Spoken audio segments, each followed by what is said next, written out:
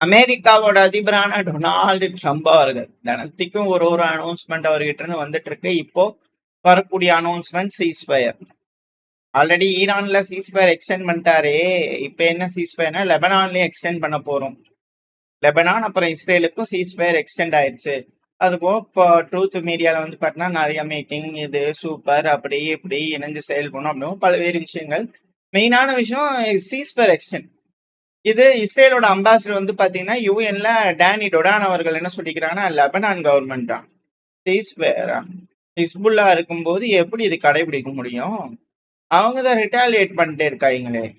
அப்படின்னா அவங்க தான் வந்து பாத்தீங்கன்னா லெபனான் கவர்மெண்ட் ஹிஸ்புல்லாவை தாக்கணும். அப்பதான் 100% கடைபிடிக்க முடியும்.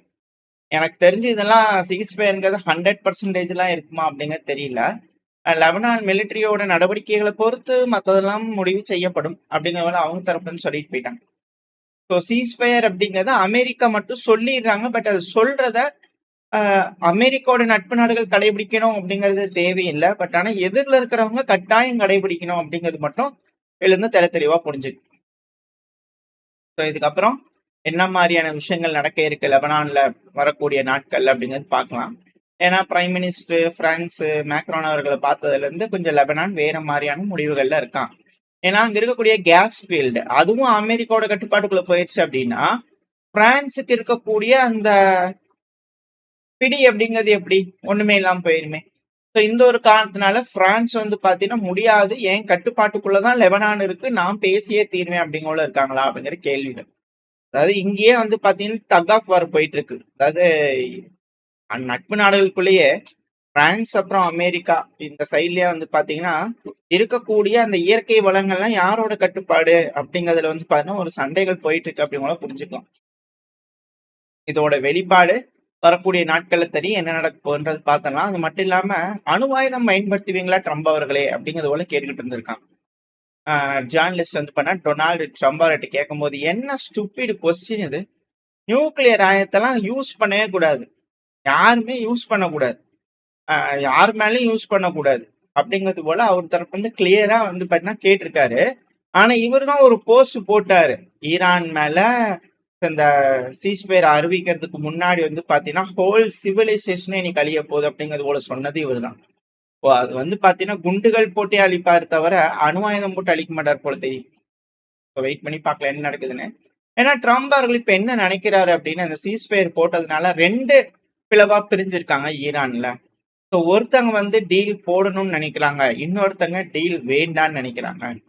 ஸோ அதனால வந்து பார்ப்போம், யாரு டீல் வேண்டான்னு நினைக்கிறாங்களோ அவங்கள முடிச்சிடலாம் அப்படிங்கிறது போல ட்ரூத் சோசியல் மீடியால அவர் வாட்டுக்கு ஒன்னொன்னா வந்து பண்ண போட்டிருக்காங்க. ஆனா ஈரான் தரப்புல என்ன சொல்றாங்க, அது போல இரு தரப்புல பிரியற மாதிரி எல்லாம் எதுவுமே இல்லை, நாங்க நடுநிலையா தான் இருக்கோம், நாங்கள ஒற்றுமையா தான் இருக்கோம். ஸோ அதனால அமெரிக்கா இது போல வேலைகள்லாம் இங்க வச்சுக்காதீங்க, கேம்ஸ் எல்லாம் இங்க வச்சுக்காதீங்க அப்படிங்கிறது போல. ஸோ ஈரானுக்குள்ள பிளவு இருக்குன்னு ட்ரம்ப் அவர்கள் நினைக்கிறாரு, இல்லன்னு ஈரான் தரப்பு வந்து செய்திகள் வருது. லெபனான்ல சீஸ்ஃபயருங்கிறாரு, இல்லன்னு இஸ்ரேல் தரப்பு செய்திகள் வருது. அணு ஆயுதம் போட மாட்டேன் அப்படிங்கிறத சொல்றாரு, ஆனா அழிச்சிருவேன் எல்லாத்தையும் அப்படிங்கிற சொன்னது ட்ரம்ப் அவர்களா இருக்கிறார். ஸோ இப்படி இருக்கும் சமயத்துல அமெரிக்காவோட நேவிக்கு ஆணையிட்டு இருக்கேன், எல்லாத்தையும் சுட்டு தள்ளுங்க, குட்டி குட்டி போட்டெல்லாம் வச்சிருக்காங்க ஸ்ட்ரைட் ஆஃப் ஹார்மஸ், எந்த எஸ்கேஷன் பண்ணாங்க பூரா போட்டுருங்க அப்படிங்கிறதுல போட்டு தள்ளுறதுக்கு உத்தரவிட்டு இருக்கிறார். ட்ரூத் சோசியல் மீடியாலேயே அனைத்து ஆர்டரும் வழங்கப்படுகிறது அப்படிங்கிறது போல. ஸோ இப்படி இருக்கும் சமயத்துலதான் ஈரானுக்குள்ள வந்து பாத்தீங்கன்னா ஏர் டிஃபென்ஸ் சிஸ்டம் ஆக்டிவேட் ஆயிருக்கு. இது வந்து ட்ரில்லா இல்ல எப்படி அப்படிங்கிறது தெரியல. பல மீடியாக்கள் என்ன சொல்றாங்கன்னா அன்ஐடென்டிஃபைட் ட்ரோன்ஸ் வந்து பாத்தீங்கன்னா ஈரானுக்குள்ள உளவு வேலை பார்க்குது, அதை போட்டு தள்ளுறாங்க ஈரான் அப்படிங்கிற சொல்றாங்க. சிலர் என்ன சொல்றாங்கன்னா இல்ல அது வந்து பண்ண ட்ரில்லு அப்படிங்கிறாங்க. இது பத்தின கிளியரான எக்ஸ்பிளனேஷன் ஈரான் தரப்பு வந்து ஏதாவது வந்திருக்கா அபிஷியலானா இல்ல, ரொம்ப மௌனமா இருக்காங்க. எதுக்காக அப்படிங்கிறது வெயிட் பண்ணி பார்க்கலாம். ஏன்னா அமெரிக்கா வந்து பாத்தீங்கன்னா மிலிட்டரி அபிஷியல்ஸ் வரக்கூடிய செய்திகள் மேற்கு மீடியாக்கள் இருந்து வரக்கூடிய தகவல்கள்னா புதுசா கண்டிஜென்சி பிளான்ஸ், அதாவது குழுக்கள், ராணுவ குழுக்களை வந்து பாத்தீங்கன்னா இந்த ஈரானுக்கு எகெயின்ஸ்டா வந்து பாத்தீங்கன்னா சீஸ்ஃபயர் கொலாப்ஸ் ஆகுது அப்படிங்கும் போது எப்படி செயல்படணும் அப்படிங்கிறதுக்கான வேலைகள்ல அமெரிக்கா ரொம்ப தீவிரமா வந்து பாத்தீங்கன்னா இருக்காங்க. ஸோ இந்த ஸ்ட்ரைட் ஆஃப் ஹார்மூஸை கட்டுப்பாட்டுக்குள்ள எடுக்கிறது, 2வது இங்க இருக்கக்கூடிய பகுதிகள், இங்க இருக்கக்கூடிய டைனமிக்ஸ் வந்து பாத்தீங்கன்னா மாத்தணும்னா ஈரானோட கேப்பபிலிட்டிஸ் இந்த ஸ்ட்ரைட் ஆஃப் ஹார்மோஸ் தெற்கு பகுதி அமெரிக்கா மீடியாக்கள்லாம் சொல்றாங்க அப்படின்னா அரேபியன் கல்ஃப்னு சொல்லுவாங்க. அரேபியன் கல்ஃப் இந்த சென்ஸ் வந்து பாத்தீங்கன்னா பெர்ஷியன் கல்ஃப். அரேபியன் சீங்கிறது வேற, அரேபியன் கல்ஃப். ஸோ தெற்கு பகுதி சவுத் ஆஃப் அரேபியன் கல்ஃப் இந்த ஸ்ட்ரைட் ஆஃப் ஹார்மோஸ்ல இருக்கக்கூடிய பகுதிகளில் மேபி ஒரு ஆப்ரேஷன் பண்றதுக்கு அமெரிக்கா தயாரா இருக்கலாம். கல்ஃப் ஆஃப் ஒமன் பகுதியிலயும் வந்து பாத்தீங்கன்னா பொட்டான்சியலா ஸ்ட்ரைக் பண்றதுக்கு வாய்ப்புகள் இருக்கு. ஏன்னா அந்த பகுதியில தான் வந்து பாத்தீங்கன்னா Gulf of Oman, Strait of Hormuz, Persian Gulf. So இந்த ஏரியால தானே ஃபாஸ்ட் போட்ஸ் இருக்கு. ஸோ அந்த ஏரியால கன்னி வெடிகள் போறது, இது போல அசிமெட்ரிக்கான அசெட்ஸை யூஸ் பண்ணி தெஹ்ரான் எந்தெந்த பகுதிகள்லாம் இந்த போக்குவரத்தை வந்து தடுக்கிறாங்களோ அது எல்லாத்தையுமே அமெரிக்கா அழுத்தங்கள் கொடுத்து தான் கட்டுப்பாட்டுக்குள்ள எடுத்துக்கிறதுக்கான வேலைகளை இறங்கலாம் அப்படிங்கிறது போல மீடியாக்கள் தரப்பு செய்திகள் வந்துகிட்டு இருக்கு. ஸோ இதுக்காக ஈரான் ரெடி ஆகுறாங்களா அப்படின்ற கேள்விகள் இருக்கு. இல்ல அது போல செய்யறதுக்காக இப்போ ஆல்ரெடி வேலையை பார்க்க ஆரம்பிச்சிட்டாங்களா உளவு வேலைகள் அப்படிங்கிற போல கேள்விகள் இருக்கு.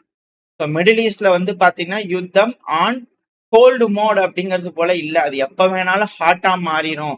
ஒரு டெம்பரவரி பாஸ் மோடுல இருக்கு, ஒரு பர்ஃபெக்ட் டைமிங்காக பாஸ்ல இருக்கே தவிர ஒரு நெருப்பு இருக்குன்னு வச்சுங்களேன், தணல் இருந்துகிட்டே இருக்கும்ல, காத்து கொஞ்சம் வேகமாச்சுன்னா பிடிச்சிரும்ல. ஸோ அது போல ஒரு சூழ்நிலையில தான் இந்த மிடில் ஈஸ்ட் இருக்கு. ஸோ எந்த நேரமும் பத்திக்கும் அப்படிங்கிறது போல செய்திகள். சரி, ஏன் வந்து பாத்தீங்கன்னா இது அந்த அளவுக்கு அணைச்சு வச்சிருக்கிறாங்க அப்படின்னா ஆயுதங்கள். உக்ரைனோட அதிபரான ஜெலன்ஸ்கி அவர்கள் என்ன சொல்றாரு அப்படின்னா அமெரிக்கா வந்து 60 PAC-3 surface to air interceptor மிசைலை ஒரு மாசத்துக்கு செய்யறாங்கன்னு இருக்காங்க. ஏன்னா ஜெலன்ஸ்கி அவர்கள் சொல்றாரு அப்படின்னா லேஸ்ல எடுத்துட முடியாது. ஏன்னா அமெரிக்காவுக்கு போயிருக்காரு, இது போல ஏர் டிஃபென்ஸ் சிஸ்டம் செய்யக்கூடிய நிறுவனத்துக்கு நேர்ல விஜயம் பண்ணியிருக்காரு, அங்க போயிருக்காரு, பல்வேறு விஷயங்கள் பார்த்திருக்காரு. இந்த எலெக்ஷன் ஜோ பைடன் அவர்கள் ட்ரம்ப் அவர்கள் எலெக்ஷன்ல நிற்கும் போது அங்க போய் ட்ரம்ப் அவர்களுக்கு எதிராக வந்து பார்த்தீங்கன்னா அமெரிக்கால போய் நின்று அமெரிக்க மக்கள் கிட்ட ட்ரம்ப் அவர்கள் ஊழல் பெருச்சாலி அப்படிங்கிற சொன்ன ஒரு மாபெரும் தலைவர் அப்படின்னா உக்ரைனோட அதிபரான ஜெலன்ஸ்கி அவர். அந்த டைம்ல அதுக்கப்புறம் வச்சு செஞ்சாரு ட்ரம்ப் அவர்கள், அது வேற கதை, அது வரலாறு ஜெயிச்சதுக்கு அப்புறமா. ஆனா அந்த டைம்ல இவர் போய் இது போல விஷயங்கள பார்த்திருக்காரு அப்படிங்கும் போது இவங்க சொல்றாங்க, ட்ரம்ப் ஜெலன்ஸ்கி அவர் சொல்றாருன்னா அது லேஸ்ல எடுத்துக்க முடியாது. என்னப்பா ஒரு மாசத்துக்கே 60 தான் செய்ய முடியுமா அப்படிங்கிறது போல ஒரு கேள்வி. ஏன்னா இந்த முதல் நாள் இந்த மிடில் ஈஸ்ட்ல வந்து பாத்தீங்கன்னா தாக்குதல் பிப்ரவரி 28, அதுக்கு அடுத்தடுத்த நாட்கள்ல நடக்கக்கூடிய தாக்குதல் இருக்கு இல்லையா. ஸோ அந்த டைம்ல ஈரானோட ரிட்டாலியேஷன் கெப்பாசிட்டியில இந்த மிடில் ஈஸ்ட்ல வந்து பாத்தீங்கன்னா சில நாட்கள்லயே 2 வருஷத்துக்கான ப்ரொடக்ஷனை வந்து பாத்தீங்கன்னா ஆயுதங்கள் இந்த இன்டர்செப்டார் மிசைலை யூஸ் பண்ணிட்டாங்கன்னு இருக்கும். மாசத்துக்கு 60 தான் அப்படின்னா 2 வருஷத்துக்கான ப்ரொடக்ஷன் கெப்பாசிட்டியை முடிச்சுட்டாங்கன்னு அர்த்தம். ஸோ இது போல ரீசன்ஸ்னால இன்டர்செப்டார் மிசைல் தட்டுப்பாடுகள் அதிகமா இருக்கு அப்படிங்கிற விஷயங்கள் காரணத்தினாலதான் இப்ப இங்க டெம்பரவரியா பாஸ் ஆயிருக்கா அப்படிங்கிற கேள்விகள் வருது. ஏன்னா ஒரு நாடு 2 நாடு இல்ல, குவைத்து, கத்தரு, பெஹ்ரைனு, யுஏஇ, சவுதி, இஸ்ரேல்னு பல நாடுகளுக்கும் தேவைப்படுறதுனால அமெரிக்காவோட ஆயுதங்கள் ட்ரெயின் ஆகுது சிக்னிபிகண்டா. இத இன்னொரு மீடியாலையும் வந்து பாத்தீங்கன்னா கவர் பண்ணியிருந்தாங்க. அமெரிக்காவோட அபிஷியல்ஸ்ல என்ன சொல்றாங்க அப்படின்னா இந்த போர் ரிலவெண்டா இருக்கக்கூடியதெல்லாம் அமெரிக்கா சிக்னிபிகண்டா எல்லாத்தையும் தீர்த்து தள்ளுறாங்க மியூனிஷன்ஸ. அதுவும் பிரச்சனைகள் நமக்குன்னு வரும்போது, ஏன்னா இந்த சைடே பார்த்துட்டு இருக்கோம், இதனால பெரிய ஒரு பிரச்சனை கிடையாது. ஏன்னா நம்ம தைவான் அப்படிங்கிறது போல வரும்போது அது நம்மளுக்கு நேரடியா பிரச்சனைகள் தரக்கூடிய விஷயங்கள்.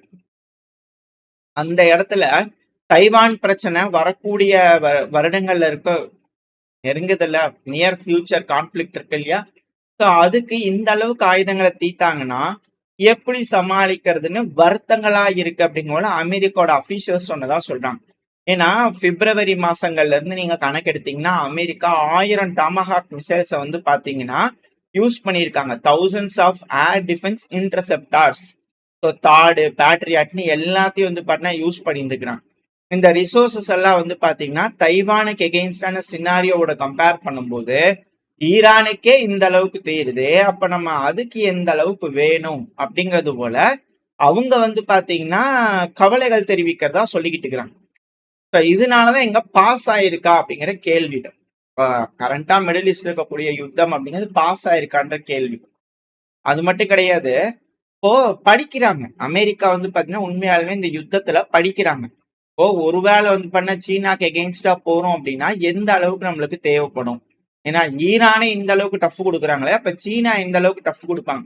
ஸோ அதனால தான் டிஃபென்ஸ் பட்ஜெட்ட தாறுமாறா இன்கிரீஸ் பண்ணிருக்காரா டொனால்டு ட்ரம்ப் அவர்கள் அப்படிங்கிற கேள்வி.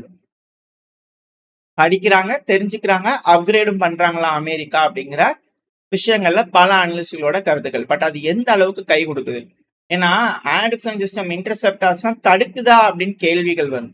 அது எல்லாத்தையும் ஓவர் ரைடு பண்ண ஆரம்பிச்சிட்டாங்க. மிசைல்ஸ தடுக்கக்கூடிய அந்த ரேட்டுங்கிறது ரொம்ப கம்மியா இருக்கு. அது மிக பெரும் பிரச்சனையா இருக்குன்னு சில அனலிஸ்ட்களோட கருத்துக்கள். ஆனா மெயினா இந்த மீடியாக்கள் சொல்லக்கூடிய விஷயம் என்ன அப்படின்னா, அஃபீஷியல்ஸ்லாம் எதுக்காக கவலைப்படுறாங்க, வருத்தப்படுறாங்கன்னா, இந்த அளவுக்கு செலவாகுதே. மிலிட்டரியோட எபிலிட்டி வந்து பாத்தீங்கன்னா, அது ஒரு மிக பெரும் டெஸ்ட்டா இருக்கு. நம்மளோட எபிலிட்டி லிமிட் என்ன அப்படிங்கிறது தெரியுது. ஸோ இப்படி இருக்கும்போது இந்த குழுக்கள், ராணுவ குழுக்கள் சீனாவுக்கு எதிரா நம்ம டிப்ளாய் பண்றோம்னா, 6 வருஷத்துக்கு தேவைப்படக்கூடிய எல்லாத்தையும் இப்ப ஈரான்ல தீர்த்துட்டோம்னா, எப்படி நம்ம எல்லாத்தையும் ரெடி பண்றது? டக்குன்னு சீனா ஆரம்பிச்சிட்டாங்கன்னா என்ன பண்றது? அப்படிங்கிறது போல பென்டகான் வந்து பண்ண கவலையில இருக்கிறதா சொல்லப்பட்டு வருது. ஸோ இப்படி இருக்கும் சமயத்துல அமெரிக்காவோட போர்க்கப்பல் அப்படியே சுத்தி வளைச்சிட்டாங்க. ஒரு இமேஜ் லோட் ஆயிருக்கும்.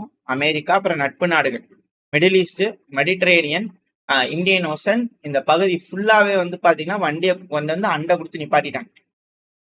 வடக்கு ரெட் சி, மெடிட்ரேனியன் சீல நீங்க பாத்தீங்க இட்டாலி, பிரான்ஸ் எல்லாருமே அங்க இருக்கிறாங்க, ஸ்பெயின் உட்பட. அமெரிக்காவோட வண்டி அங்க கொண்டு வந்து நிப்பாட்டி வச்சுக்கிறாங்க. அப்புறம் ரெட் சியோட வடக்கு பகுதியில ஒண்ணு, ரெட் சியோட தெற்கு பகுதியில ஒரு யூனிட், அரேபியன் சீல ஒரு யூனிட், இந்தியன் ஓசன்ல ஒரு யூனிட். அது இந்தியன் ஓசன்ல இப்ப ஜார்ஜ் புஷ் வந்தது இல்லையா, அது சென்ட்ரல் கமாண்டோட ஏரியா ஆஃப் ரெஸ்பான்சிபிலிட்டிக்குள்ள வந்துருச்சு. இந்தியன் ஓஷன்ல நாங்க வந்தாச்சு அப்படிங்கிற சொல்றாங்க. அப்புறம் மேற்கு பகுதி, இந்தியன் ஓஷனோட மேற்கு பகுதிகளில் ஒரு யூனிட்ன்ற போல சுத்தி வர வந்து பார்த்தீங்கன்னா அப்படியே ஸ்கெட்ச் போட்டு நிப்பாட்டி வச்சுக்கிறாங்க. யுத்தம் பில் ஓவராக ஆரம்பிச்சிருச்சு. அடுத்த கட்ட யுத்தம். இவங்க சீனா சீனா சீனான்னு சொல்றது எல்லாமே சீனாவோட வர்த்தகம். சீனாவோட வர்த்தகத்துக்கு ஆல்ரெடி வந்து பண்ண செக் வைக்க ஆரம்பிச்சிட்டாங்க. சீனா எப்படி ஹேண்டில் பண்ண போறாங்க அப்படிங்கிறத வரக்கூடிய நாட்கள்ல வரக்கூடிய செய்திகள் வச்சு நம்ம அடுத்தடுத்த பயில பார்க்க ஆரம்பிக்கலாம். ஸோ இப்ப இருந்தே இந்த உலக போர், சீனா மட்டும் ஏன் அமைதியா இருக்கணும், அவனையும் கொண்டு வந்து எங்கேயாவது கோத்து விட்டு போயிடலாம் அப்படிங்கலாம் அமெரிக்க தரப்பு வந்து திட்டம் போட்டுருக்காங்களா அப்படின்ற கேள்விகள். ஆல்ரெடி ரஷ்யா கொண்டு வந்து கோத்து விட்டாச்சு யூரோப்போட. இப்ப ஈரானை கொண்டு போய் கோத்து விட்டாச்சு. இப்ப அடுத்தது சீனாவை மட்டும் கொண்டு வந்து கோத்து விட்டா நம்ம முன்னாடி இருந்து சொல்லிட்டு இருக்கக்கூடிய அந்த கணிப்பை உறுதி செஞ்சுக்கலாம். உலகத்தை போருக்குள்ள அமெரிக்கா அச்சதியை போட்டு கோத்துட்டு போட்டு போய் உட்காந்து ஆயுதங்கள் மட்டும் ப்ரொடியூஸ் பண்ணி கொடுக்குற வேலைகள்ல இறங்கிடுவாங்க அப்படிங்கிற புரிஞ்சுக்கலாம்.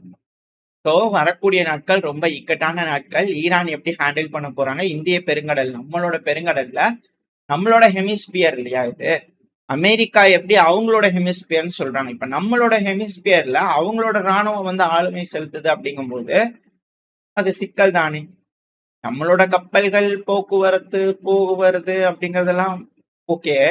ஆனா இந்த இடத்துல சீனாவோட கப்பல்கள் அடிக்கி தாக்கப்படுது, அவங்க SOS கொடுக்குறாங்கன்னா எப்படி ரெஸ்பாண்ட் பண்ணுவாங்க? நம்மளா இருக்கட்டும், ஸ்ரீலங்காவா இருக்கட்டும், இந்த ஏரியால இருக்கக்கூடிய நாடுகளா இருக்கட்டும், என்ன மாதிரியான ஒரு விஷயத்துக்கு உட்பட போறாங்க அப்படிங்கிறதுலாம் பெரும் கேள்வியா இருக்கு. ஸோ நாடுகள் எப்படி கையாள போறாங்க வரக்கூடிய நாட்கள்ல?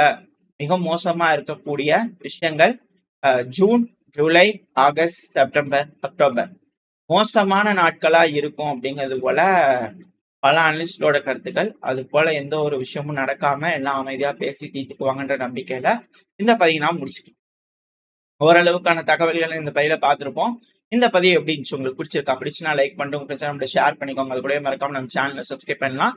மறக்காம சப்ஸ்கிரைப் பண்ணிக்கோங்க. அப்பதான் நம்ம போடக்கூடிய வீடியோக்களை வச்சு யூடியூப் நான் பேருக்கு ப்ரொமோட் பண்ணுவோம். உங்களோட அன்பாதரவு எனக்கு எப்ப இருக்குன்னு நம்பிக்கையில அடுத்த பதிவில் உங்க சந்திக்க. Very stay safe. பை.